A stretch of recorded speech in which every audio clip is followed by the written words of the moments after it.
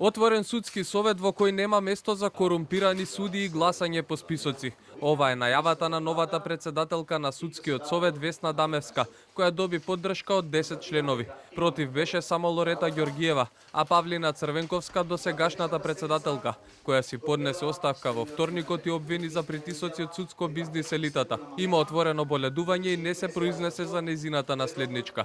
Дамева беше единствениот предлог, иако шанса за да бидат предложени има уште тројца кандидати кои не доаѓаат од редот на судиите. Татјана Чачарова-Илиевска, Селима Деми и Милјазим Мустафа. Новата председателка веднаш по изборот децидна. Место и втора шанса за корумпирани судии во судството нема да има. Злото, наречено корупција, мора да се сузбие. И тука нема простување. Оној судија кој ќе биде корумпиран врз основа на факти и докази утврдени, за него ќе биде широко отворена вратата за надвор за излез во судството.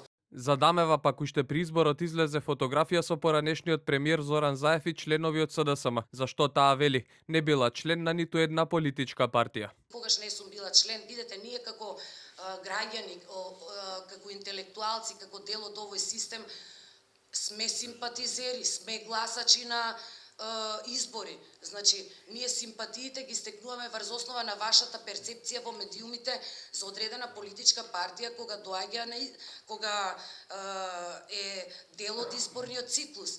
И моето мислење го градам врз основа на цела моја перцепција.